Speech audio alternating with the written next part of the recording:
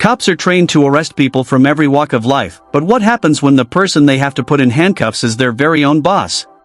There's things that we can do to fix this, buddy. Here are 4 examples of this incredibly rare situation, starting with the case of Michael Yarrow. On June 20, 2023, a Georgia police officer pulled over a Dodge Charger that was speeding well above the 35 miles per hour limit. But when he approached the driver's window, he was met with a shocking surprise.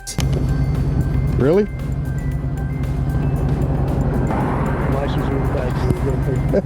Yeah. Behind the wheel was none other than Chief Deputy Michael Yarrow of the local police department, definitely not the person this officer expected to pull over. Still, protocol is protocol, and the officer asked Yarrow for his license and registration, a request that clearly didn't sit well with him. Hello? Guess who I just pulled over? Who? Yarborough. Really?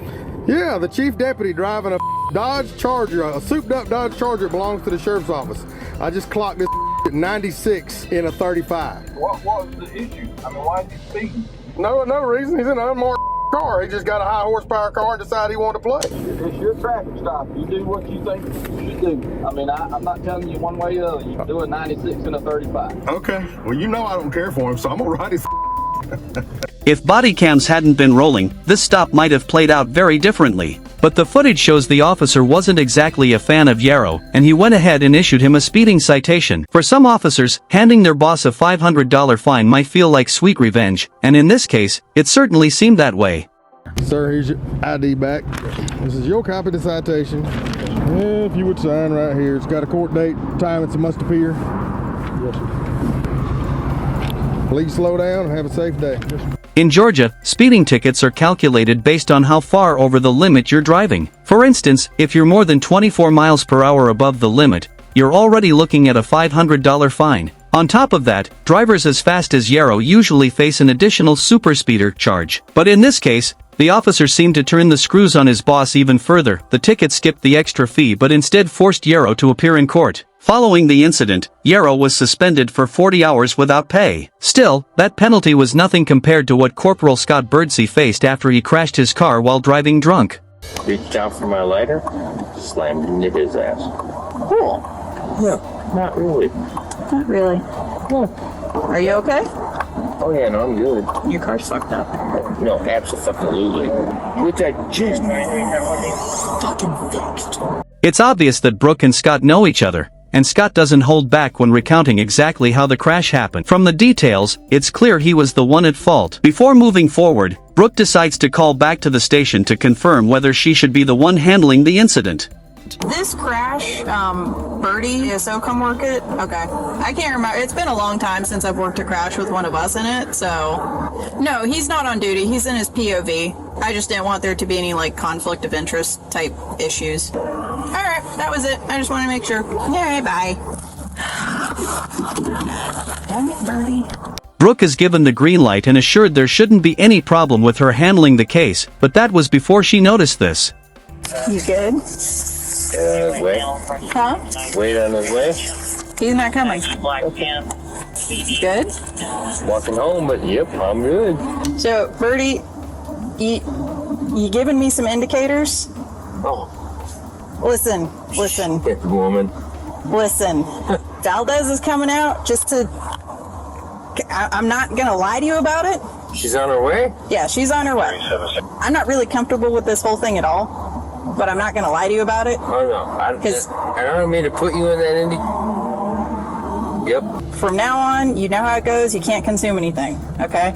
Because right now you're being detained. Wait, what?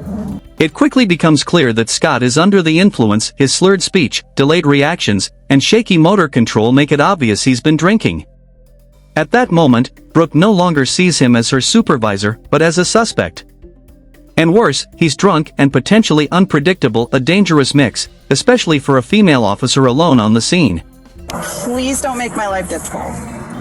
I would never do that to you. Okay, I'm very uncomfortable right now. And I apologize for putting you in that position. Are you on? Yes, I am. And I'm going to remain on for integrity. You know you can't smoke right now. What? because if I'm going to do a DUI investigation, it impedes it, so you can't consume anything. I want to get that dog. That is a really cute dog. Fear aggression issue. You can always train a dog. You can't consume anything. You're killing me. Trying. What's too late now? After a brief wait, another officer arrives on the scene, allowing them to finally begin sobriety tests and dig into what really happened. The tests went on for over 10 minutes, but honestly, just a few seconds of footage make it obvious how they turned out. You may begin the test. 1, 2, 3.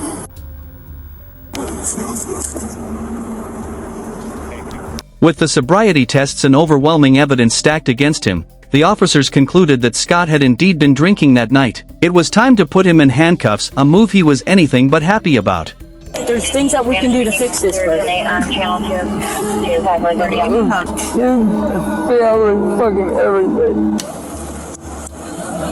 It's got the hinge locks. Okay. Good to go? Despite Scott being one of the most polite and respectful suspects ever featured on this channel, he actually received a lighter sentence than many other criminal cops. After blowing a .156 back at the station, he was charged with DUI and property damage.